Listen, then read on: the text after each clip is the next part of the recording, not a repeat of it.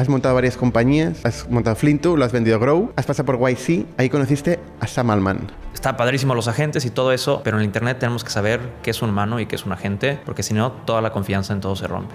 Los fondos más grandes de Silicon Valley, ellos invirtieron cuando estaba en etapa de incubación. Hay un icono que es, el símbolo de vuestra empresa, que es el ORP. ¿Qué es esto? Es una cámara segura que lo que hace es, puede verte y puede hacer algo que se llama una prueba de humanidad. De manera local puede correr un montón de modelos de inteligencia artificial para saber, oye, esta es una persona real y única. Hoy en día lo que empieza a pasar en páginas de internet, por ejemplo en Twitter, pues tú ves un montón de cuentas dando su opinión y tú no tienes forma de saber, oye, si todas estas 20,000 personas, si son individuos que están dando su opinión real o si son una persona o una entidad con un montón de bots, ¿no? La pregunta es, ¿quién es el responsable de identificar a un humano? No hay un identificador universal. No hay una base de datos de códigos de iris.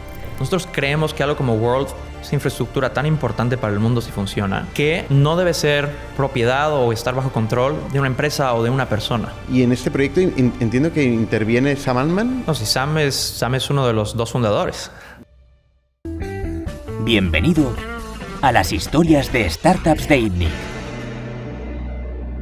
Bienvenidos una semana más al podcast de ITNIC. Yo soy Bernat Ferrero y estoy con Tiago Sada. ¿Qué tal, Tiago? Qué gusto estar aquí contigo, Bernat. Tiago, tú eres un builder, un fundador de México. Has montado varias compañías. Has montado Flintu, lo has vendido a Grow. Sí. Has pasado por YC. Ahí conociste a Sam Altman. Así es. Sam Altman te lió. Pues ya ves. Y 4 años después eres el CPO de Wall. Así es. ¿Qué es Wall?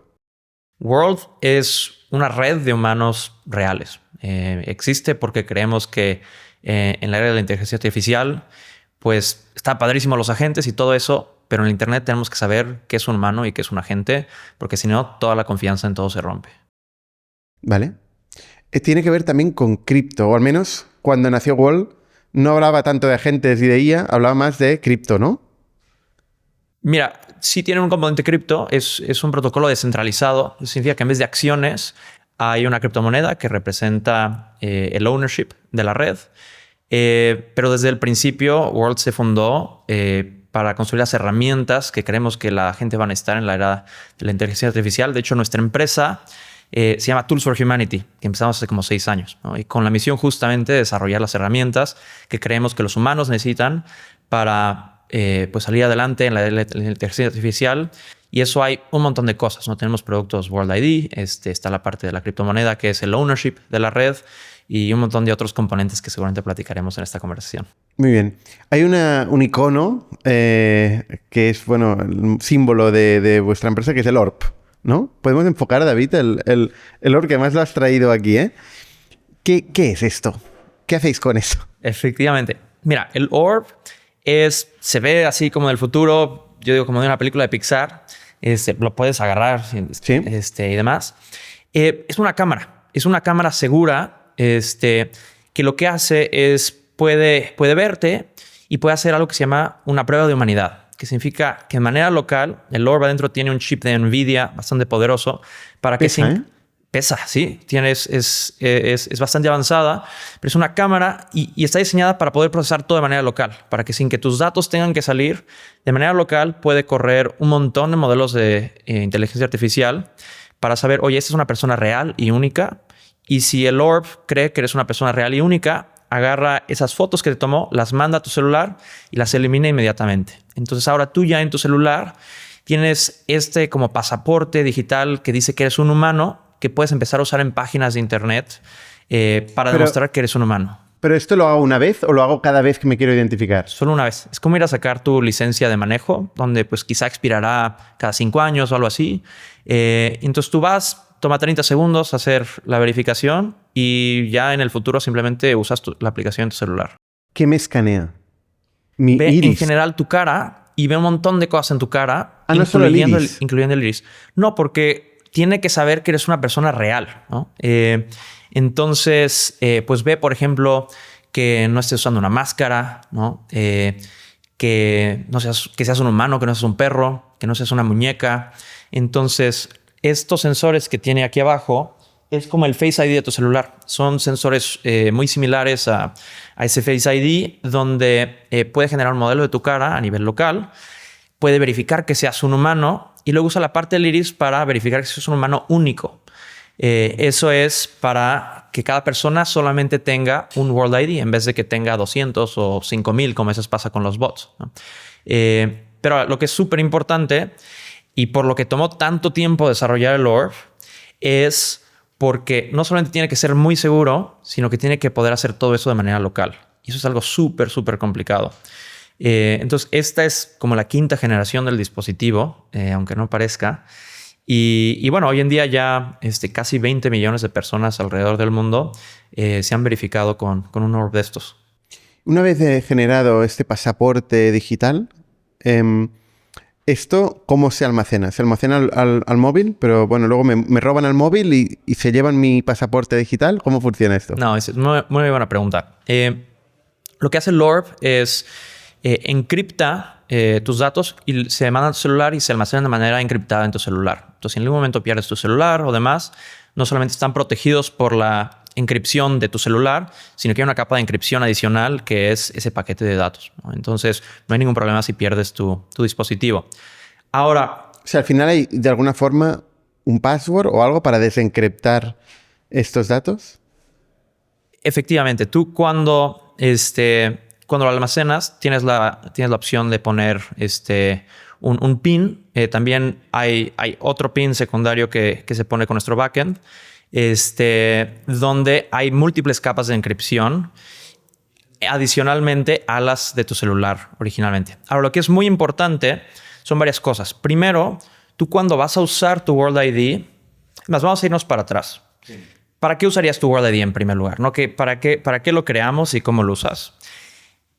Hoy en día lo que empieza a pasar en páginas de internet, por ejemplo en Twitter, todos lo vemos, es pues tú ves un montón de cuentas dando su opinión, ¿no? Y tú no tienes forma de saber, oye, si todas estas cuentas, estas 20,000 personas que están dando su opinión en X o Y tema, si son individuos que están dando su opinión real o si son una persona o una entidad con un montón de bots, ¿no?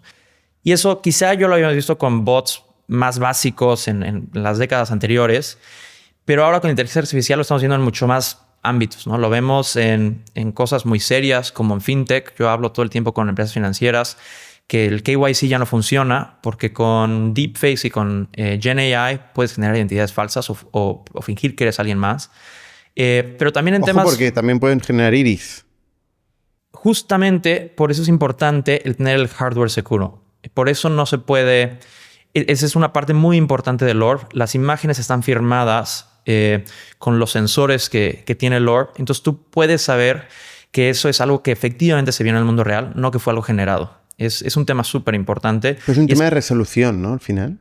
Es resolución, pero también es seguridad. Las imágenes están criptográficamente firmadas. El sensor del Orb firma las imágenes y firma los outputs de los sensores de manera en la que no puedes agarrar un iris, una imagen de la cara generada con GenAI y fingir que eso fue una persona, ¿no? Pero lo que está pasando es, ya también lo vemos en otras cosas del día a día, ¿no?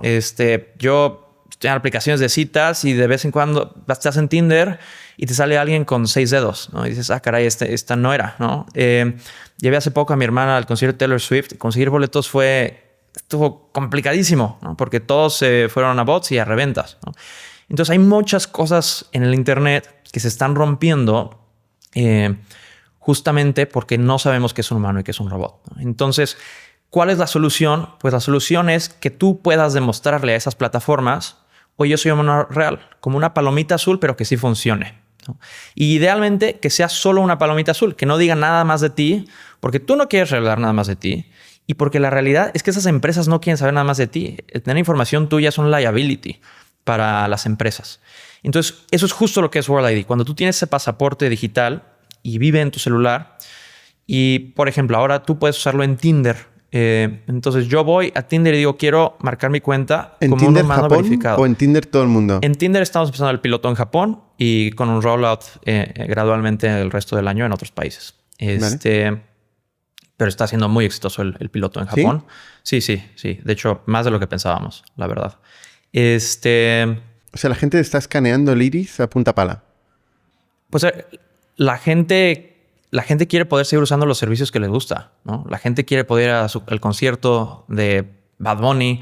La gente quiere poder leer reseñas de restaurantes y que lleguen al restaurante y que sí era bueno, no que el restaurante había usado un montón de fake reviews para fingir que estaba bueno, ¿no? Entonces creo que la gente entiende el problema.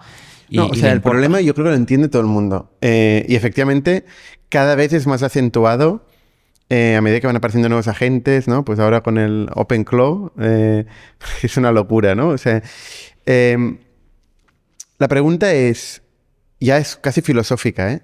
¿Quién es el responsable de identificar a un humano? Y tú dices, solo necesitan saber qué es un humano. Pero claro, es que esto lo es todo. Porque no solo dices que es un humano, dices que es un humano y que es un humano único. Y que este es su identificador. Y con esto, básicamente, puedes saber todo. Si tú tienes información asociada a este identificador, ¿no? Eso es súper importante. No hay un identificador universal. ¿No? Como funciona el protocolo es tú como aplicación recibes un ID específico para tu aplicación que es desechable y es distinto al que recibe cualquier otra aplicación. Vale. Entonces no se puede generar una identidad universal donde, como un DNI o demás, donde las aplicaciones empiecen a poner datos. Esto ha ido cambiando con Wall, por lo que veo, respecto a hace 4 años. Bueno, claro que el sistema ha ido evolucionando muchísimo, ¿no? Y es justamente ese sistema, la inspiración es cómo funciona en Apple. No sé si te acordarás, en Tech, no me acuerdo si fue iOS 15, iOS 14, algo así. Hubo un update muy famoso que Apple hizo justamente esto, que cambió sus user IDs a ser específicos para cada aplicación. Que eso rompió el sistema de advertising de Snapchat y de Facebook que dio un montón de empresas porque ya no los podían traquear. Y así es justo como funciona World. Tú no tienes un World ID que es un número único que le das a cada aplicación, sino que generas uno desechable cada vez que lo usas. Y en algunos casos es por aplicación. Y en aplicaciones que necesitan mucha seguridad y privacidad, no es ni siquiera a nivel de aplicación, es a nivel acción.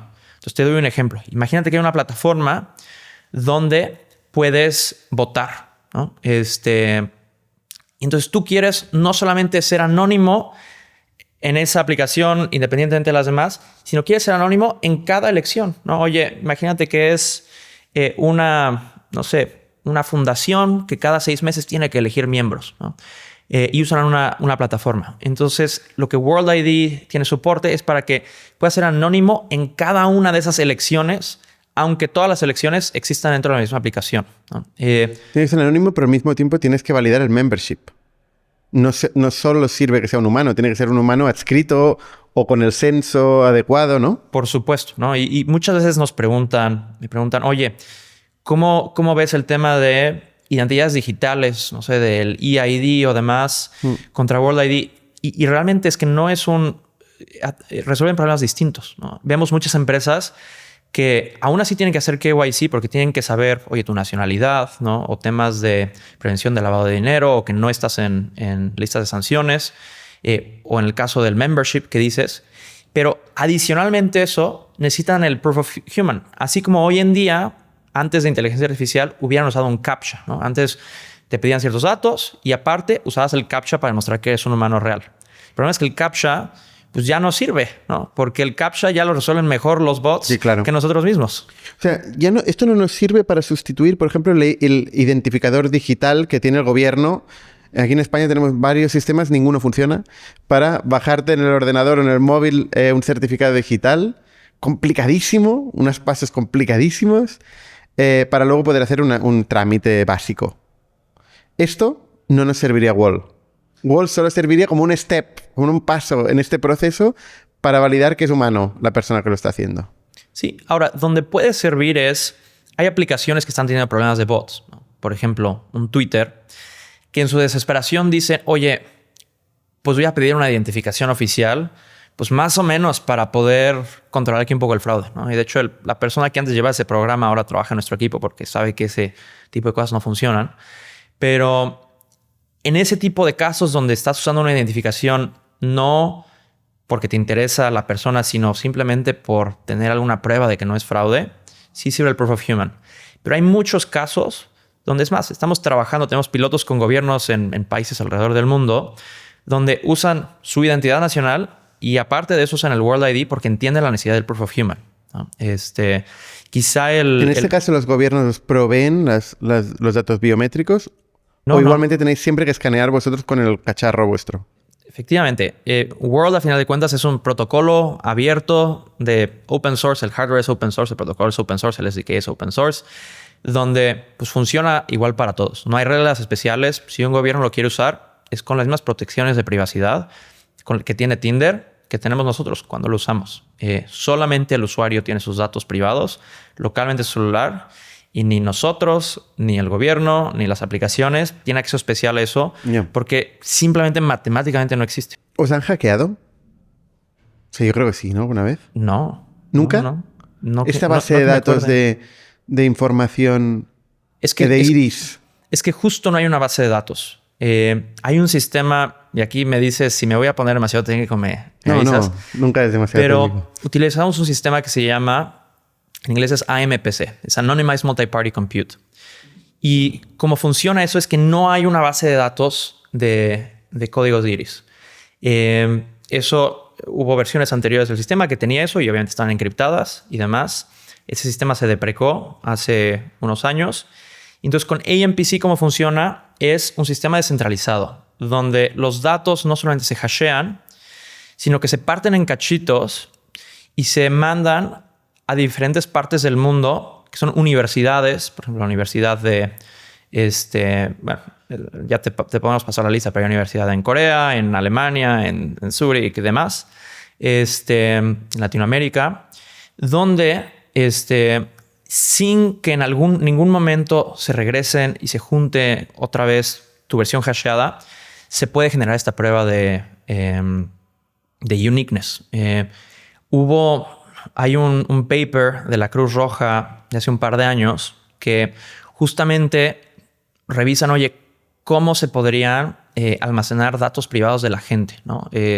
Sin que haya riesgos. Y pues obviamente es algo, la Cruz Roja es súper seria porque pues están llevando cosas de salud, ¿no? Entonces identifican, oye, ¿qué podrían ser diferentes soluciones? Y una de esas que hablan al principio del paper sería muy bueno algún día poder tener una solución de multi-party compute, ¿no? Pero creemos que es computacionalmente imposible. Entonces, pues al no poder ser eso, aquí hay otras opciones menos buenas que pues... quizá es mejor que una base de datos normal, ¿no? Pues lo que nosotros logramos, ¿no? Los equipos de criptógrafos lograron me parece que fue hace como 2 años, justamente pudimos construir un sistema de multi-party compute a escala global, ya hoy en día en producción, donde donde casi 20 millones de personas están verificadas. Y eso le hemos también abierto el código para que instituciones como la Cruz Roja o Facebook o quien quiera usarlo para otros casos de uso puedan usar ese tipo de sistemas de multi-party compute para el tema de protección de datos. ¿Vosotros tenéis clientes a día de hoy? O sea, ¿alguien paga? Hoy en día hay 2 partes del sistema cómo se generan fees. El más importante son los World ID fees, que hoy en día nadie paga. El protocolo es abierto y tú como aplicación, si lo quieres empezar a usar, puedes empezar a verificar gente. Desde el principio en el white paper hemos sido muy claros que la visión es que eventualmente cuando haya suficiente adopción y haya suficiente crecimiento, como en cualquier otra startup, se va a empezar a cobrar a nivel protocolo a las aplicaciones que lo utilicen. Esas fees no están en vivo hoy en día. No están en vivo. O sea, no hay ingresos. No hay ingresos, efectivamente. Luego hay un modelo de cripto. Pero esto... Hay una blockchain donde corre todo este sistema, que ese blockchain sí genera fees hoy en día para la fundación. Vale. Esta blockchain ha ido fluctuando el valor de la currency. Hace unos años, creo que, o hace un año, no sé, valía mucho más y ha bajado, ¿no? Ha ido bajando. Creo que ha ido de 7 a 2 dólares, ¿no? ¿Puede ser? Se ha movido muchísimo, sí. Sí. ¿Esto tiene algún valor? ¿Invertir en eso? ¿Se puede invertir en eso? ¿Como cualquier otra stablecoin o...? Sí. Es una muy buena pregunta. Mira, no es una stablecoin, ¿vale? Las stablecoins están pues atadas al valor de un activo. Correcto. No es una stablecoin. No sé por qué he dicho stablecoin. No es una stablecoin. A ver, es muy sencillo. ¿Qué es el WorldCoin? El token representa el ownership en la red, ¿no? Como cualquier criptomoneda, le afecta muchísimo el macro, ¿no? Entonces, pues así como tú ves que sube y baja el Bitcoin, las criptomonedas suben y bajan todavía más, ¿no? Me parece que WorldCoin es algo así como el top 50, ¿no? Y más o menos se queda ahí y sube y baja con el mercado. La verdad es que no nos enfocamos mucho en eso. Nos enfocamos en que avance el proyecto, que crezca, que haya adopción, ¿no? Que más empresas continúen adoptándolo, explicar esto mejor a los usuarios. Y eso es en lo que nos enfocamos realmente en el día a día. El ruido de, oye, si hoy hay una guerra en este país, si hoy hay tarifas en este otro país y demás, y entonces suben y bajan las criptomonedas en general, no nos enfocamos mucho en eso. Aunque bueno, ha sido el incentivo durante bastante tiempo para que la gente se escanee el iris. A ver, lo que pasa es que aquí hay un tema filosófico muy importante.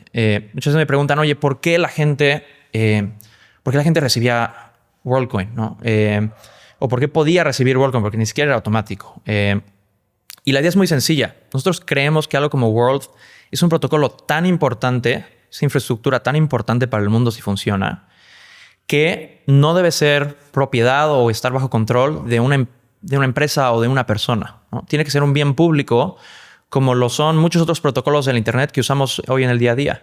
Entonces, lo que hicimos es para poder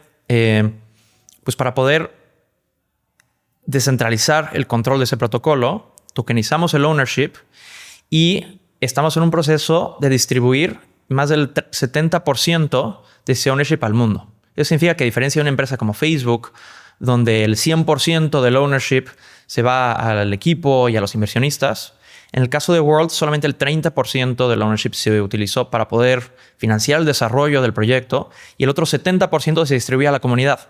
¿Qué es la comunidad? Son aplicaciones que construyen apps en el ecosistema, operadores que ayudan a verificar a la gente y también, por primera vez en el mundo, los usuarios, ¿no? A nosotros nos emociona que, oye, tú como usuario pues puedas ser dueño de parte de ese proyecto. Entonces, por eso es que desde el principio buscamos que la gente que quisiera pudiera ser dueña de la red.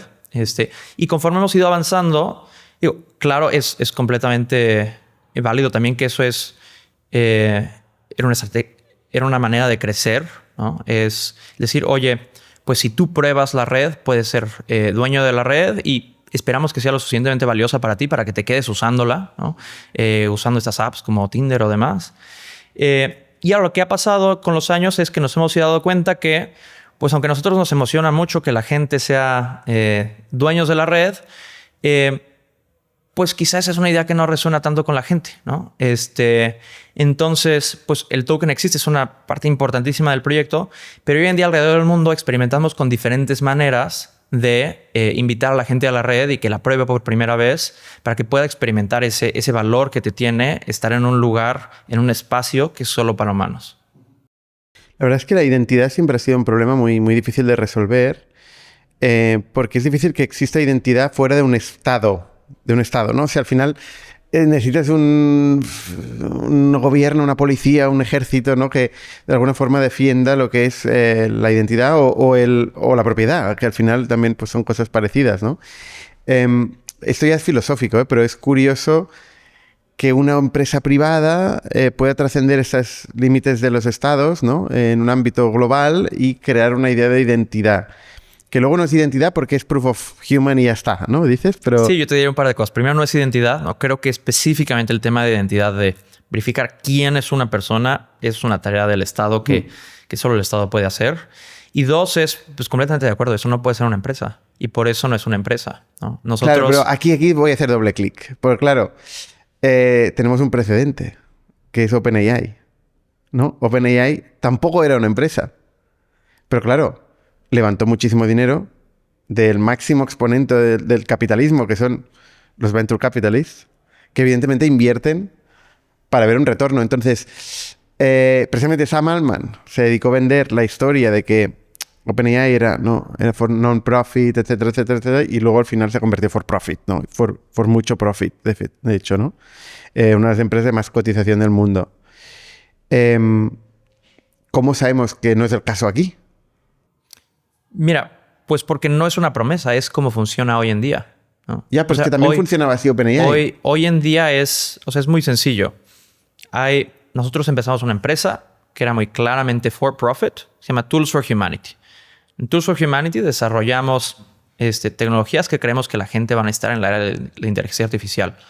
Y uno de nuestros primeros proyectos fue World, fue crear un protocolo de Proof of Humanity que la gente pudiera usar. Y no en un futuro, no mañana, hace 2 años se lanzó ese protocolo, lanzó de manera centralizada. Y eso ya es algo de lo que hoy en día nosotros no tenemos control. Hoy en día hay más de 100 empresas alrededor del mundo que contribuyen a ese protocolo y Tools for Humanity es una de esas empresas. Ahora, ¿cómo contribuimos? Contribuimos de 2 maneras. Primero, contribuimos al código directamente del protocolo, ¿no? Así como el protocolo de Bitcoin o el protocolo de SMTP, que es el correo electrónico, o el protocolo de HTTPS, hay que contribuir al código en sí. Nosotros, como Tools for Humanity, contribuimos al código. Y la segunda manera en la que contribuimos es construimos productos en el ecosistema que son for profit, que creemos que el ecosistema necesita. Entonces, te doy un ejemplo. Imagínate que inventas el Internet, ¿no? Que eso es un protocolo. Es un protocolo abierto. Cualquiera puede hacer lo que quiera con el Internet. Un montón de protocolos. Pero dices... Oye, pues la gente ¿cómo lo va a usar? ¿No? Alguien tiene que hacer el primer navegador, ¿no? Entonces alguien en ese momento tuvo que inventar Internet Explorer o Mosaic o el que me digas. Entonces es algo similar en el caso de World, ¿no? Está la red pero ¿cómo lo va a usar la gente? Entonces alguien tiene que crear el primer client, se llama la primera aplicación que utilice ese protocolo. Entonces nosotros hicimos eso. Nosotros creamos una aplicación que se llama World App, que es una aplicación de Tools for Humanity, es for profit, donde tenemos fees en diferentes partes de la aplicación, con un modelo de negocios claro. ¿Cuál es? Y eso existe. ¿El modelo de negocio? Tenemos fees. Tenemos una billetera, parte de la aplicación. Parte de la aplicación es un wallet. Es una super app, así como WeChat en China, que tiene chat, pero en este caso es chat solo con humanos, ¿no? Y si tú ves una foto de perfil de alguien, tú puedes confiar que es una foto real, ¿no?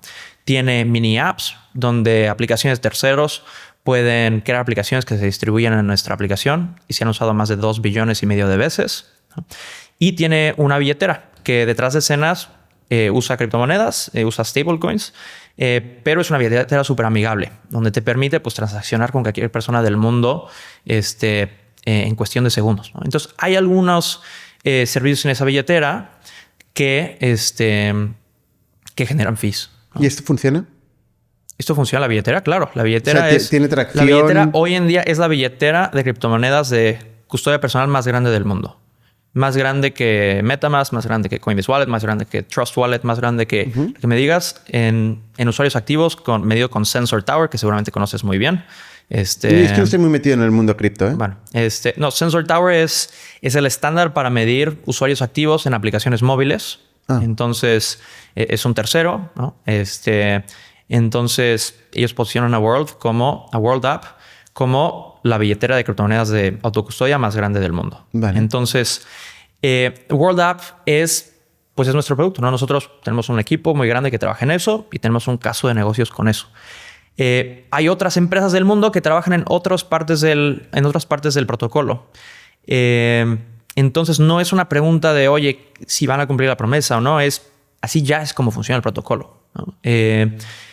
No solamente es de código abierto, sino que ya está abierto, está descentralizado. Y por eso usa blockchain. A ver, no usa blockchain pero porque... ¿El ORP de quién es? ¿De quién es el ORP? Es una muy buena pregunta. El ORP es un producto de Tools for Humanity, justamente. El ORP es la primera cámara que es compatible con el protocolo. Hay otras empresas que están trabajando en otras cámaras que no son públicas todavía, pero así como teníamos que crear la primera aplicación que era compatible con el protocolo, nosotros creamos la primera cámara que es compatible con el protocolo y las vendemos. Entonces, esa es otra línea de negocios nuestra. Y nosotros como Tools for Humanity apostamos que en un futuro este tipo de cámaras van a ser muy necesarias porque el protocolo va a ser ampliamente usado Y entonces vamos a ser una de muchas empresas que van a construir cámaras compatibles con el protocolo. Hay varias gente que ha invertido en la empresa de Tools for Humanity o Wall, no sé cuál de las dos. Tools for Humanity, ¿no? ¿Han invertido los inversores? Pues hay de las dos. Es complicado. Hay de las dos. Es complicado este tipo de cosas. Lo que pasa es que realmente no es tan complicado, es muy sencillo. Casi toda la inversión fue antes de que se lanzara World, ¿no? Antes de que se lanzara el protocolo. Entonces, es cuando todavía estábamos incubando el protocolo dentro de Tools for Humanity en 2021, 2022, 2023. Entonces, en ese entonces los inversionistas recibían las dos cosas. Recibían parte de propiedad de World y parte de propiedad de Tools for Humanity. Hoy en día los inversionistas pues, pueden invertir o en Tools for Humanity como empresa, que es independiente, o pueden comprar World Coins, que es una manera indirecta de adquirir ownership del protocolo. Son temas separados, ¿no? Pero pues antes de que se lanzara, cuando todavía era una incubación de Tools for Humanity, pues los inversionistas recibían de dos. Y la mayor parte del capital, que seguramente habrás leído, de Venture Capital de Andreessen Horowitz, de Khosla y demás, más de $200 millones. Hoffman, los sospechosos habituales, que también están en OpenAI, ¿no? Más de... Justamente pues, estos. Ni me acuerdo si él es inversionista o no, la verdad. Hay cientos de inversionistas, entonces vale. No me acuerdo, no me lo sé de memoria. Pero los fondos más grandes de Silicon Valley. Los fondos más grandes de Silicon Valley, ellos invirtieron cuando estaba en etapa de incubación. Entonces recibieron ownership tanto en nuestra empresa, que es un Claro for Profit, como en el protocolo abierto descentralizado. Vale, o sea, están en ambas. O sea, han levantado 300, ¿no? He visto 300 o 400 millones de euros o más. Híjole. Total. Mira, son cientos de millones de euros definitivamente. No me sé el número exacto. Han sido un montón de rondas, pero sí, cientos de millones de euros. Vale. ¿Y tú trabajas en Tools for Humanity? Efectivamente. Yo trabajo en Tools for Humanity. Ayudé a incubar el protocolo adentro de Tools for Humanity, ¿no? Pero soy el Chief Product Officer de Tools for Humanity. Entonces, nuestros productos, así como World App y otros productos que tenemos, ¿no? Tenemos un producto para desarrolladores, que es un SDK. Es una plataforma arriba del protocolo que hace el desarrollo en World mucho más fácil, ¿no? Y demás, tenemos ciertas líneas de productos. Yo llevo esos productos de Tools for Humanity. Y has dicho que hay 20 millones de usuarios, 20 millones de personas que han escaneado su iris. Pero, ¿cuánta gente lo utiliza en el día a día? Mira. ¿Se puede saber? Se puede saber. Es público en la aplicación. Tú te puedes meter hoy en la aplicación y puedes ver cuánta gente lo usó ayer. ¿Ah, sí? Sí. Entonces, te digo los números más o menos. Normalmente es alrededor de entre 5 y 10 millones de personas lo usan cada semana, dependiendo de la semana. ¿Pero para qué? ¿Qué usos? Pues hacen un montón de cosas. Casi todo lo que hacen es más del 70% de la actividad en la aplicación es con mini apps de terceros, que son aplicaciones que corren adentro del World App. Tenemos nuestra tienda de aplicaciones dentro de World App que usan las tecnologías de World App para dar cosas especiales. Entonces te doy ejemplos. Por ejemplo, hay aplicaciones que venden boletos. Me decían que no es boleto aquí en España, que es entradas o... Entradas. Entradas solamente para humanos, ¿no? Hay minijuegos que tienen premios, pero solamente puedes participar en los premios si es un humano verificado, ¿no? Hay en algunos países aplicaciones de préstamos donde puedes pedir préstamos simplemente por ser un humano verificado, ¿no? Y vas construyendo en esa aplicación confianza y puedes ir pidiendo créditos más grandes. En fin, hay muchísimas... hay cientos de estas mini apps. Entonces, más del 70% de la actividad en World App es en estas aplicaciones de terceros. Ahora, también hay... a nivel terceros, también hay aplicaciones fuera de World App, que son integraciones como esta de Tinder. En gaming, Razer tiene una integración donde para videojuegos puedes demostrar que es un humano real. Y hay un montón de integraciones a nivel local y regional, ¿no? Por ejemplo, en Latinoamérica ahora acabamos de hacer una serie de conciertos con un cantante ya, Ricardo Arjona, ¿no? Que pues eso es afuera de la aplicación.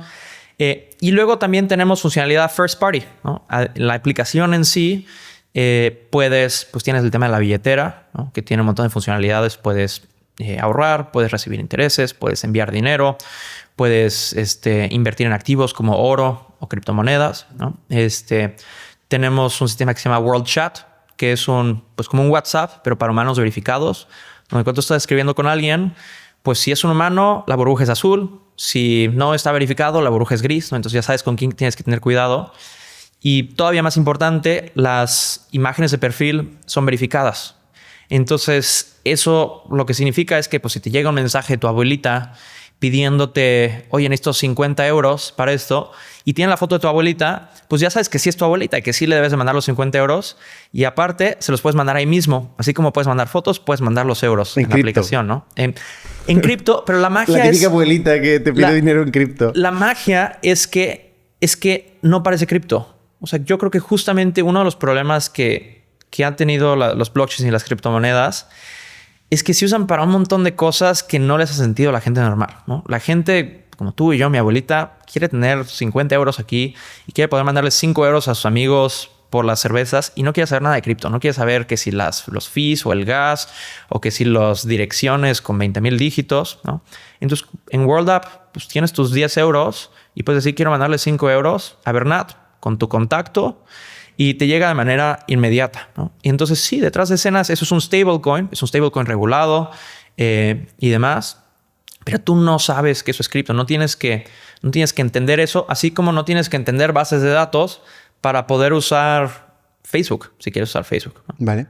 Tu objetivo, digamos, tu sueño es que tenga máxima adopción Wall, ¿no? Claro. O que crezca mucho Wall App. O ambas cosas están muy relacionadas, seguramente. Es una muy buena pregunta. Nuestro objetivo principal es que la red World crezca, que el protocolo crezca. Nosotros creemos que nos encanta el Internet, ¿no? Nos parece que el Internet es algo mágico, súper especial, súper único que creció en los últimos 30 años y nos preocupa cómo se va a erosionar el tema de la confianza y cómo el Internet va a resultar mucho menos útil de lo que ha sido en los últimos años si no nos podemos adaptar al tema de la inteligencia artificial, ¿no? Y eso no significa que la inteligencia artificial sea mala, al contrario, es algo que nos emociona muchísimo y tiene muchos casos de uso nuevos, ¿no? Un ejemplo que platico con la gente es, oye, pues cuando se inventaron los coches, pues las ciudades se tuvieron que adaptar, ¿no? Y eventualmente, de hecho fue Volvo, inventó el cinturón de seguridad, ¿no? Y no solo lo inventó, sino que abrió las patentes para que cualquier otra empresa de coches pudiera usar eso. Nosotros vemos fue un proceso con mucha fricción, porque precisamente ahí fue una persona, Ralph Nader, que demandó al sector automovilístico entero y estuvo litigando hasta que obligó al sector automovilístico a implementar el cinturón. No fue en plan, de golpe decidieron implementar todos el cinturón. Y se inventó el cinturón. Pero fue duro meter el cinturón. Sí, se inventó el cinturón, pero lo que fue especialmente importante fue no solo el cinturón, sino el cinturón de 3 puntos que inventó Volvo. Eso fue lo que aumentó muchísimo la seguridad cuando manejas un coche. Y eso a mí me parece... por un lado, creo que sería... A veces la gente dice, oye, es que ¿por qué? Si necesitamos Proof of Human, entonces ¿para qué hacer la inteligencia artificial en primer lugar? Eso para mí es como decir, oye, ¿para qué vamos a hacer los coches si vamos a necesitar cinturones de seguridad? O sea, es que pues obviamente el coche es algo maravilloso para la gente, ¿no? Mejora la calidad de vida, además ayuda a las familias a estar juntas, el poder ir al trabajo, industria. Y está bien, ¿no? Necesitamos herramientas nuevas como fue el cinturón de 3 puntos. Y a mí me parece que el ejemplo de Volvo de no solo haber inventado sino abrir las patentes, es algo que a mí me inspira mucho. Y creo que es algo similar con el tema de la inteligencia artificial. Entonces me preguntas qué es lo que creo que va a pasar, qué es lo que creo que debería pasar, qué es lo que me gustaría. Personal, lo que te gustaría. ¿Qué es lo que me gustaría? Que haya una prueba de humanidad, que creo que va a existir. Y entonces para mí es muy claro que va a existir algo así. Entonces, ¿qué me importa a mí? Que eso sea algo, 1, privado, y 2, o sea, que respete la privacidad de la gente, y 2, que sea descentralizado. ¿Por qué? Porque a mí me preocupa mucho que sacrifiquemos la anonimidad, que me parece algo tan importante en el Internet, en nombre de resolver este problema. Y pero creo esto es lo que se ha criticado mucho a Wall por eso. Empezando por Edward Snowden, que estaba viendo antes, que fue uno de los grandes críticos de este tipo de sistemas, ¿no?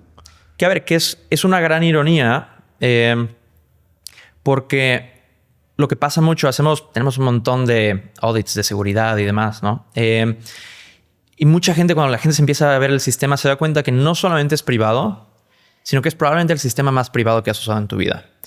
Y a ver, yo lo entiendo, ¿no? A mí la primera vez que me platicaron The World hace 6 años, dije, ¿qué vas a hacer qué? ¿No? De hecho, aquí César, que es un tertuliano que viene los jueves, nos explicó el día exacto en que fue a escanearse el iris y contaba, me han dado 100 euros. ¿Cómo no me voy a escanear el iris? Contaba esto, esta era su experiencia, ¿no? Y luego es un nerd y evidentemente tiene que probar todo lo que sale, ¿no? Y explicó su experiencia. Había una cola, ¿no? Se fue a un sitio, tal. Me he hecho hoy que los 100 euros son 80. Ya no son 100, porque ha mantenido el coin, ¿no? Pero suena un poco raro. O sea, la conversación que tuvimos es, ostras, y por 100 euros te has escaneado el iris. Sí, a ver, no es intuitivo. Definitivamente no es intuitivo que la manera más privada de probar tu humanidad es usar una cámara de estas. O sea, pero obviamente eso no es intuitivo, ¿no? Además, venimos de una década donde...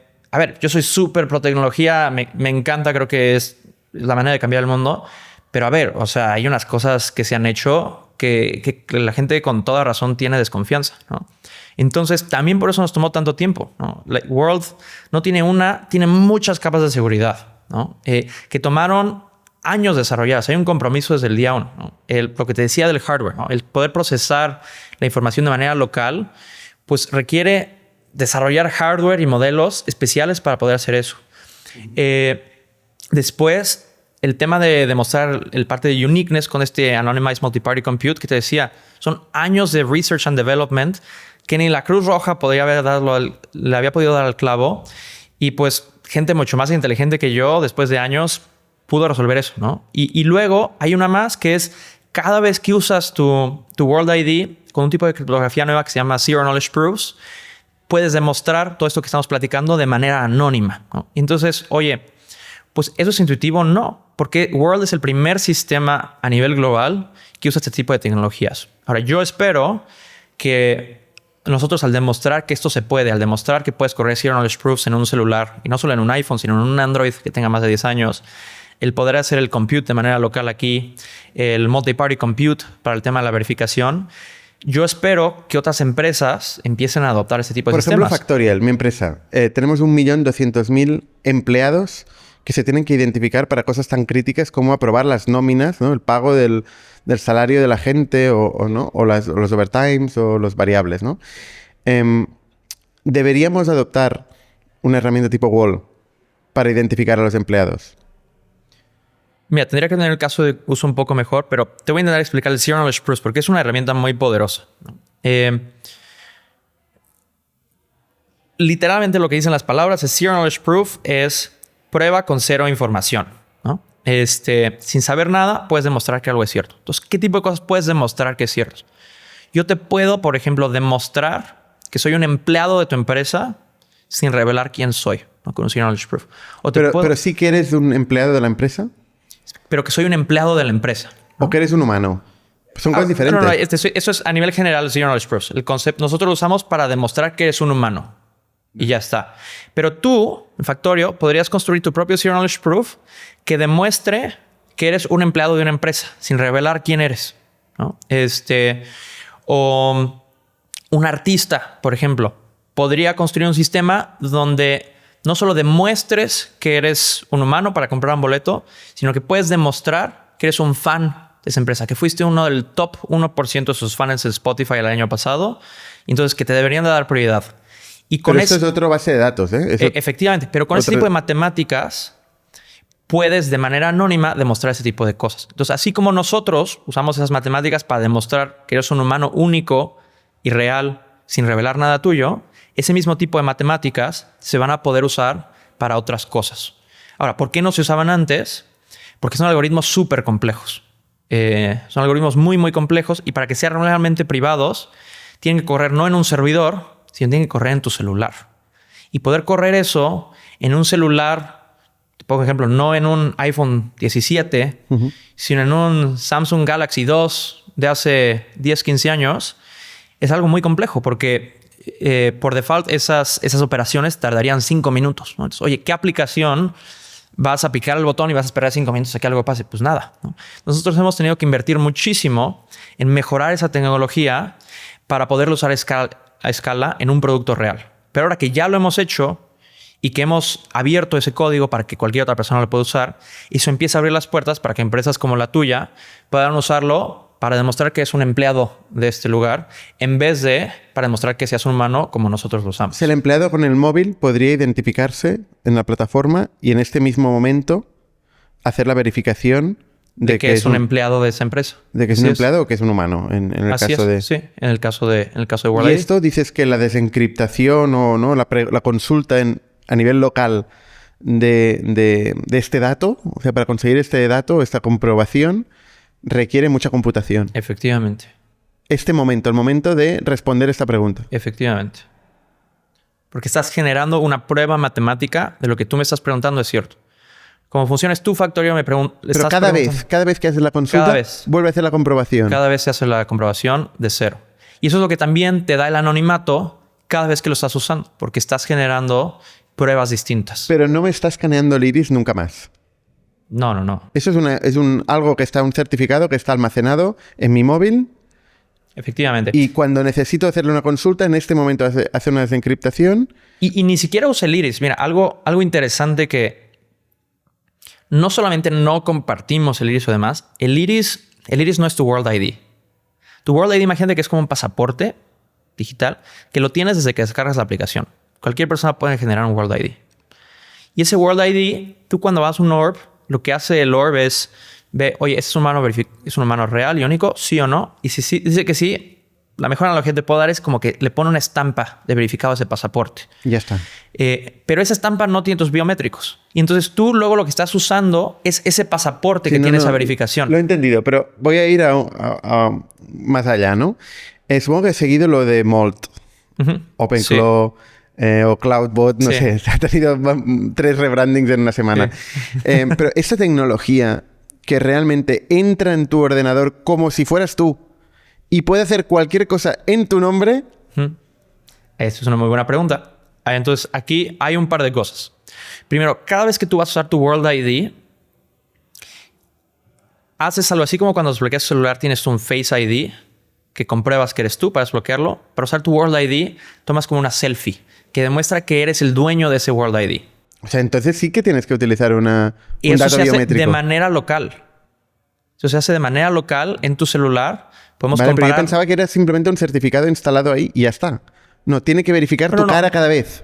Se compara la cara con las fotos que tomó el orb. Por eso te digo, esto es literalmente una cámara. Y agarra las fotos del orb y las manda a tu celular. Vale. Y las manda a tu celular. Y tú puedes meter en los ajustes de tu aplicación y dices borrar, si quieres. O borras la aplicación y se borran, ¿no? Vale. Pero esas son fotos, por eso no es una metáfora, es literal, es una cámara. Es una cámara segura que te toma fotos y eso se almacena en mi certificado en tu celular. En mi celular. Sí, vale. Y en este momento... Ahora, pero es muy interesante la pregunta que haces del Moltbot, porque lo que te diría por default es siempre tú tienes que aprobar el uso de tu World ID, ¿no? Ahora, ¿qué significa esto para los agentes, ¿no? El tema de Moltbot y ahora se llama OpenClaw, el nombre del día. Es una pregunta súper interesante porque, oye, ¿qué pasa si yo quiero que mi agente vaya y haga algo, ¿no? Oye, ¿qué pasa? Oye, tengo hambre, venme a comprar una hamburguesa, ¿no? ¿Qué significa eso? ¿Que mi agente no debería poder comprarme una hamburguesa? No, por supuesto que no. Tu agente claro que debería poderte comprar una hamburguesa. Ahora, ¿cuál es el problema que están teniendo los food delivery apps, por ejemplo? Que le están llegando un montón de bots y no saben cuál es el bot que viene de un cliente real queriendo comprar una hamburguesa y cuál es de un competidor que está intentando mover los precios, cuál es de un mal actor que está intentando hacer un DDoS attack, ¿no? Entonces, ahorita las plataformas están teniendo esta pregunta de, oye, ¿qué hago? O bloqueo todos los bots, pero entonces pues estoy perdiendo un montón de comercio y los agentes es el futuro. O en WhatsApp o en Tinder, ¿eh? O sea, en Tinder, oye, hazme el trabajo de filtrar. Entonces, ¿qué es lo que yo creo que se va a poder hacer? Que justamente hicimos un demo de esto ahora con Moltbot, se llama OneMolt. Tú vas a poder, en ciertos casos, delegar tu prueba de humanidad a un agente. ¿Qué significa esto? Así como tú puedes decir a tu abogado, oye, no quiero yo hacer este trámite, pero te voy a firmar una carta diciendo que tú puedes irlo a hacer. Lo mismo va a ser en el caso de los agentes. Entonces, tu agente va a poder llegar te invento DoorDash o con Globo y decir, oye, yo soy un agente, sí soy un bot, pero estoy representando a un humano único, aquí te doy una prueba matemática. Pero ¿cómo? Déjame comprar una hamburguesa. O sea, es un concepto más, ¿eh? Ya no es un humano, sino un humano, un bot delegado por un humano. Por eso, ese es para este podcast donde la gente sí va a entender del futuro, ¿no? Pero para allá es para donde vamos, ¿no? Pero yo insisto, o sea, el bot puede actuar en tu nombre. O sea, ¿quieres o no? Lo puede hacer. No, solo si te da permiso, porque normalmente el bot necesitaría un PIN. El Face Authentication. Pero tú le puedes dar el PIN. No, es que no es un PIN. Es que tú tienes... El Face Authentication ya no es este hardware. Puede ser un deepfake. Y entonces ahí nos vamos a meter en un montón de discusiones. Hemos creado todo este hardware precisamente para... Es una muy buena pregunta. Entonces ahí lo que te diría es... cada celular tiene diferentes garantías de seguridad, ¿no? Entonces lo que yo creo que va a empezar a pasar es que ya... Es más, ya está empezando a pasar. Ya Canon tiene cámaras que hace esto y muy pronto los celulares lo van a tener. Donde los celulares van a firmar criptográficamente el feed de la cámara, ¿no? Justamente para prevenir este tipo de cosas. Entonces, ¿qué pasa hoy en día? Hoy en día es muy difícil, pero es posible con un deepfake o demás fingir un face-off, ¿no? Entonces, ¿qué es lo que va a pasar eventualmente? Es o los celulares van a tener cámaras seguras o va a haber dispositivos separados, quizá versiones minis de esto. Pero entonces ya no le falta esto. Eso es lo que... O sea, claro, si existe un futuro donde realmente el Face ID funciona, ¿para qué utilizar el ORP? Porque es distinto a nivel técnico la verificación o deduplicación que autentificación. ¿Okay? ¿Por qué Face ID funciona en tu celular? Face ID es un super sistema. Tiene, según Apple, una posibilidad de 1 en 1 millón de que una persona coincida contigo, ¿no? Asumamos que es mejor que eso. Asumamos que es 1 en 10 millones, ¿no? Oye, la probabilidad de que alguien agarre mi celular y pueda entrar con 1 en 10 millones, eso es un sistema súper seguro, ¿no? Y eso funciona porque es una autentificación. Estás comparando una foto anterior mía contra la foto actual, ¿no? Esa es una operación bastante sencilla. ¿Por qué necesitas hardware mucho más avanzado para la primera verificación o para la deduplicación? Porque esa no es una comparación de 1 a 1. Es una comparación de 1 a n, que crece exponencial las comparaciones. Entonces, si yo te digo que vas a usar un sistema que tiene 1 en 1 millón probabilidad de que coincidas con alguien, a los 5 millones, ya más de la mitad de la gente la vas a estar rechazando por accidente y vas a decirle, no, tú ya tienes un World ID, ¿no? Entonces, necesitas algo que pueda distinguir no entre 1 y 10 millones, sino entre 1 y 10 billones. ¿Okay? Entonces, por eso va a haber hardwares distintos, donde va a haber hardwares más avanzados, más caros, que van a ser los sistemas de verificación, que te van a emitir tu verificación de World ID. Y luego va a haber dispositivos que puedan hacer la autentificación, que es una operación más sencilla, que se puede hacer con hardware más simple. Ahora, que si eso va a requerir probablemente hardwares tanto en nuestros celulares como independientes más avanzados de los que existe hoy, probablemente, especialmente si te quieres ir yendo a casos de uso más serios, ¿no? Si dices, oye, vamos a usar esto para vender boletos de Taylor Swift, pues probablemente esto es suficiente, ¿no? Realmente cuando te pones a ver, te pones a hacer auditorías y demás de qué tan seguro es un iPhone, qué tan seguro es X o Y cosa, es lo suficientemente seguro. Pero transacciones bancarias o unas elecciones... Oye, voy a sacar un crédito hipotecario, ¿no? Unas elecciones federales. Necesitas hardware más seguro, ¿no? Definitivamente. Entonces, creo que no solamente el ecosistema de World, sino en general el mundo se va a ir adaptando a eso, que va a ser con cámaras más seguras. ¿World es legal en España? Sí, por supuesto. Porque creo que en 2023 lo ilegalizaron. No. O eso salió en los periódicos, no sé. Muy buena pregunta. Por supuesto que World es legal en España. En general es legal en todas las regulaciones europeas. En 2024, la agencia, la AEPD aquí en España, nos pidió pausar operaciones por 90 días para que pudieran tener oportunidad de revisar el proyecto, entenderlo más, porque está creciendo mucho. Y a ver, todo esto que estamos platicando ahorita es complejo, ¿no? Sí, claro. ¿Y lo entendieron? Yo te puedo hacer estas promesas, ¿no? Pero los reguladores necesitan, así como la gente y los desarrolladores, necesitan tiempo para entender esas nuevas tecnologías. Y necesitan también gente técnica para entenderlo. Efectivamente. Que no sé si la tienen. ¿La tienen? A mí me parece que en general las agencias reguladoras sí. En el caso de Europa, nos regula en el marco de Europa. Cómo funciona es, tienes una autoridad líder. En nuestro caso, nosotros somos una empresa alemana. Estamos basados en Múnich. Yo mucho tiempo viví ahí en Bavaria, un rato en Berlín. Entonces nos regula la Agencia de Protección de Datos de Alemania, de Bavaria. Entonces trabajamos muy de cerca con ellos y estamos en contacto con las otras agencias de protección de datos a nivel Europa. Entonces, por ejemplo, lanzamos hace unas semanas en Italia, hace un par de meses en el Reino Unido, un montón de países, tanto de la Unión como fuera de la Unión. Estamos siempre en contacto. En el caso de Europa, el que nos regula es el BioLDA en Alemania. Y por supuesto que somos... está permitido y trabajamos, pues hay veces que en X o Y país nos dice, oye, ¿por qué no cambias esto en este flujo? ¿No? Creo que puedes tener esta información más clara o has considerado eso en tu sistema, y muchos de las mejoras que hemos hecho en los últimos 5 años es con feedback de reguladores, ¿no? O sea, esto es, creo que en general entienden que es un problema real y les emociona cuando empiezas a pasar tiempo con ellos el tema técnico de todas estas innovaciones a nivel de criptografía. Pero es algo que hemos ido desarrollando en conjunto, así como tenemos sugerencias de los usuarios y tenemos sugerencias de las aplicaciones que lo adoptan. Si alguien que nos escucha y quiere escanearse el iris, ¿dónde va? Mira, en la próxima semana, ahora el 12 de febrero, vamos a abrir nuestra primera ubicación piloto aquí en Barcelona.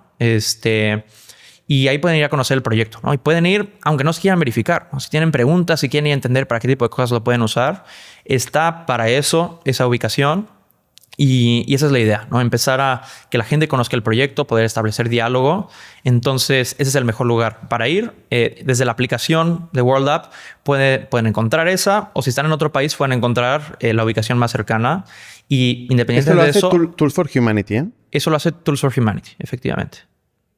Vale, o sea, va a pagar esta ubicación, nuestros costes de esta infraestructura que no debe ser barata, ¿eh? Sí, efectivamente. Muy bien. Oye, ¿tú vives en San Francisco? Sí. Y en este proyecto entiendo que interviene Sam Altman, ¿o ya no? Porque en su momento era la cara visible. No, sí, Sam es uno de los 2 fundadores. Vale. Sí, Sam, a ver, es muy sencillo. Sam, su trabajo principal es ser CEO de OpenAI, que es un trabajo complicado hoy en día, ¿no? Intenso, sí. Pero a ver, es muy sencillo. Sam es fundador del proyecto, es el presidente del consejo. Alex Blania ¿Es socio? Sí, bueno, como cualquier miembro del equipo tiene una participación, ¿no? Vale. No, bueno, es que en OpenAI decía que no era socio. Mira, no sé cómo funciona OpenAI, pero en el caso de Tools for Humanity, como te digo, en una empresa normal sería el 100%, es para el equipo y inversionistas. En el caso de este proyecto lo pudimos limitar a solo el 30%, que pues, se necesitaba para fondearlo. Y a ver, Sam está involucrado a nivel... pues big picture, el consejo, las cosas que importan, decisiones importantes. En el día a día, el director general de Tools for Humanity es su socio, es Alex Blania, que es un alemán. Antes de esto era un ingeniero y físico. Entonces, Alex es el que desde hace, no sé, 5 años o demás ha sido el director general de Tools for Humanity. Pero bueno, claro que Sam está involucrado en la medida que es posible, sabiendo que es pues, que está llevando OpenAI. Es curioso porque, o sea, por un lado, está intentando hacer la inteligencia artificial más parecida al humano o incluso superior al humano, ¿no? Y por otro lado, controlar o darle alguna herramienta al humano para identificarse, ¿no? O sea, son 2 objetivos que tienen sentido también, ¿no? Porque pues uno tiene miedo de lo que puede llegar a pasar con la inteligencia artificial, ¿no? Y además que lo que es interesante es, si te pones a pensar, cuando Sam empezó Tools for Humanity, OpenAI no iba ganando.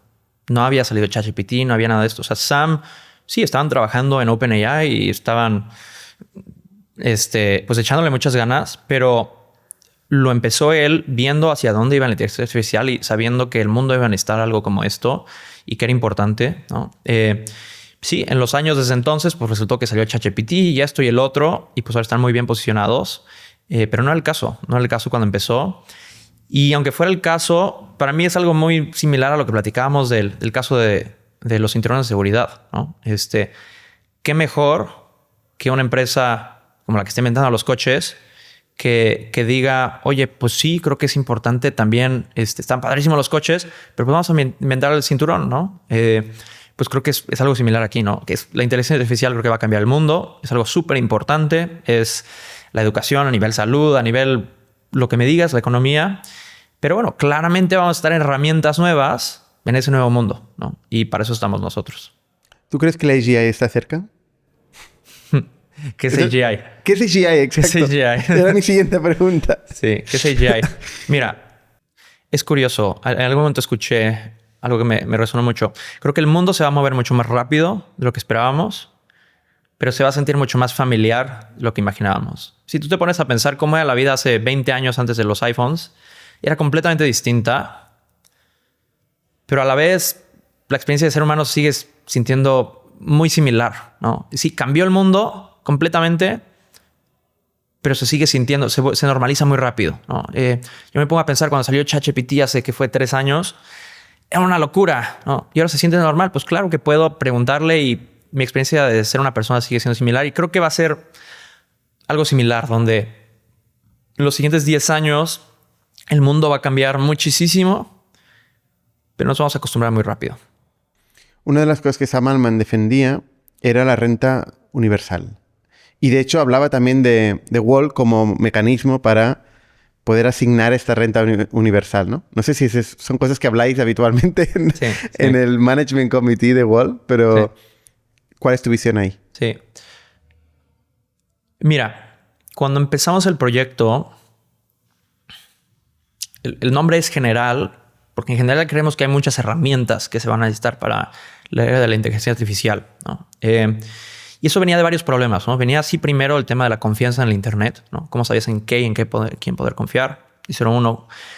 Otro, el tema económico, ¿no? Oye, pues no sabemos qué, pero algo va a cambiar en la economía, ¿no? Y quizá pues vamos a necesitar herramientas para poder navegar esos cambios económicos. Y 3, a nivel, pues también gobernancia, ¿no? Pues quizá vamos a necesitar sistemas nuevos para poder tomar decisiones como gente, ¿no? Donde, pues algo como World, ¿no? Si tienes infraestructura muy importante, ¿no? O modelos de inteligencia muy artificial muy importantes, ¿cómo poder involucrar a la gente en esas decisiones, ¿no? Que no tengan que ser una empresa o un gobierno.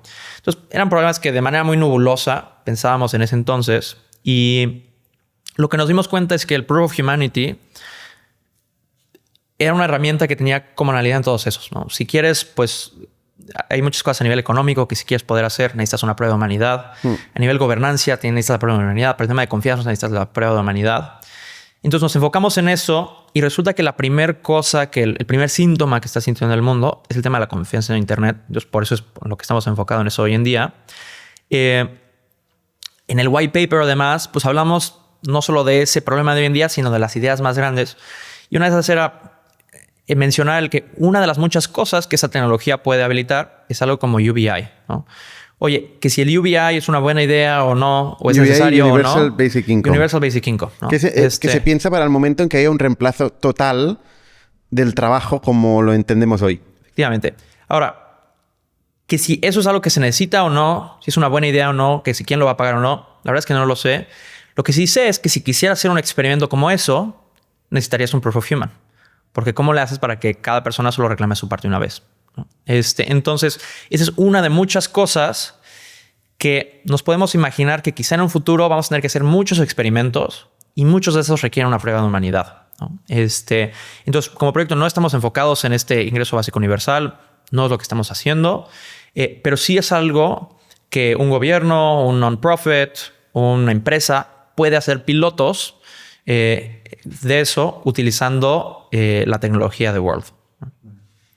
Oye, pues ya para ir acabando, a nivel personal, te quiero hacer una pregunta a nivel personal, ¿eh? Tú has vivido en varios sitios, ¿no? En Berlín, ¿no? En Múnich, has dicho, en México Sí. y en San Francisco. Sí, y un montón más en Brasil, por Boston, un montón de lados. Si comparas todos estos sitios en calidad de vida y ecosistema de entrepreneurship, Sí, ¿cuáles son tus conclusiones? sí. Mira, yo crecí en México y pues ahí conocí a mis socios. Construíamos robots de chicos. Y a través de eso... ¿Tú eres técnico de base? ¿Eres de soy formación? técnico de base, sí, de formación. De mi corazón me gusta el diseño. ¿Sí? Ahí es donde está mi corazón, pero de base soy técnico. O sea, eres multidisciplinario, ¿no? Eres de estas personas del Renacimiento. Sí. Empecé con robótica. En algún momento ganamos un mundial de robótica, entonces con eso saqué una beca para ir a estudiar a Estados Unidos, ingeniería en robótica. Pero mi sueño siempre era regresar a México a empezar ahí una empresa, ¿no? Que fue lo que hice. Me salí de la universidad a la mitad y fui y monté una fintech allá y la vendimos. Y, a ver, creo que hay pues dos caras de la moneda, ¿no? Primero hay por ejemplo, en Latinoamérica, yo me imagino que es algo similar en Europa, hay muchísima oportunidad, ¿no? Pero es raro que el bleeding edge esté ahí, ¿no? O por lo menos yo no lo encontré en Latinoamérica. Cuando estuve en México, cuando estuve en Brasil, muchas de las startups eran, oye, ¿qué ideas están funcionando en el mundo y cómo las aplicamos aquí para actualizar nuestro país, ¿no? Y a mí lo que me costaba un poco de trabajo es, creo que eso es el skill set ahí muchas veces más operativo, ¿no? Es de ejecución, no es de innovación. Que quizá ese no es mi fuerte, ¿no? Mi fuerte es la parte más creativa, la parte de innovación.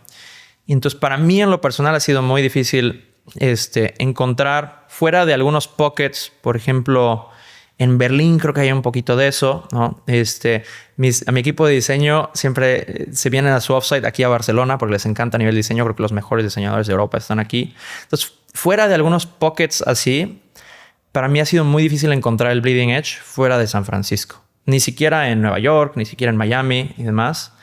Pero creo que cada vez está pasando más, ¿no? Entonces, ¿por qué estoy yo en San Francisco? Pues porque quiero estar ahí en el bleeding edge, ¿no? Pero creo que lo que ha ido pasando es, conforme hay más exits en en Europa, en Latinoamérica, en Asia, cada vez esos pockets van creciendo más, lo cual me emociona mucho. Porque a mí lo que me ilusiona es ver que alguien en Europa invente algo nuevo, ¿no? El que World se haya construido en Europa, ¿no? Que haya empezado, a mí me emociona mucho más que ver la 10ª fintech que tiene éxito en Europa, ¿no? Y no porque eso no tenga mérito, sino porque a mí a nivel personal lo que me encanta es, oye, reimaginarnos el mundo, ¿no? Entonces, depende mucho lo que buscas, ¿no? Y depende tú platicábamos antes de la entrevista del founder fit. Oye, pues también, ¿cuál es tu fit como founder, ¿no? ¿Qué tipo de empresa quieres empezar? Y eso te dice, pues hazlo en tu país, vete a otro país, vete a Silicon Valley. Depende mucho qué estás buscando. ¿Cómo es el día a día? ¿Dónde ves este edge en San Francisco? Para entenderlo, ¿eh? O sea, ¿en barbacoas? ¿En conversaciones de la calle? Es que es algo loquísimo. O sea, te sientas en un café y todo a tu alrededor la gente está platicando de startups y de evaluaciones. O sea, no están platicando de las noticias, no están platicando del concierto, están platicando del software que están construyendo, que a veces es cansado, la verdad. O sea, vas a una fiesta y estás bailando y te empiezan a platicar y dices, oye, a ver, vamos a platicar otra cosa, ¿no? Por eso muchas veces la gente también es como a veces muy competitivo, ¿no? Sí, la gente también se da codazos ahí, ¿no? Sí, pero sí. Entonces, para bien o para mal, se vive 24/7 en toda la ciudad esto, ¿no? O sea, tú vas por la calle. Yo me acuerdo la primera vez que visité Silicon Valley, vas en la carretera y vas viendo los anuncios en la calle. Pues no son de las barritas de granola, no son de la leche. Está este API. Pregúntale a tu desarrollador sobre este API, ¿no? Está esta otra plataforma. Y para mí y el edificio no es el edificio en México, no sé, estaría la torre de petróleos, ¿no? O la torre de... Y aquí pues eso es LinkedIn, eso es Twitter, eso es Uber. Y es como muy raro ver las apps de tu celular en el mundo real. Sí. Entonces creo que eso es lo que tiene. Es un tema de densidad. Que por eso creo que es tan importante que en las otras partes del mundo los emprendedores estén cerca, ¿no? Porque creo que se tiene que hacer comunidad y tienes... Total. Pues aunque no sea toda la ciudad, pues por lo menos tienes que tener tu burbuja donde puedas meter y vivir un poquito en el futuro, porque creo que es muy difícil construir el futuro sin estar viviendo en el futuro un poquito. Muy bien, pues con esta última reflexión sobre la densidad, que además es muy parecido al reto de escalar Wall, que tiene una componente de todo o nada permanente, ¿no? Porque si la gente no lo usa, no sirve y no sirve si la gente no la usa, ¿no? Sí. Pues te dejo ir, que tienes hoy una agenda complicada. Muchísimas gracias por Muchísimas gracias por compartir el tiempo, tu experiencia y te iremos siguiendo. Muchas gracias. Hasta la semana que viene.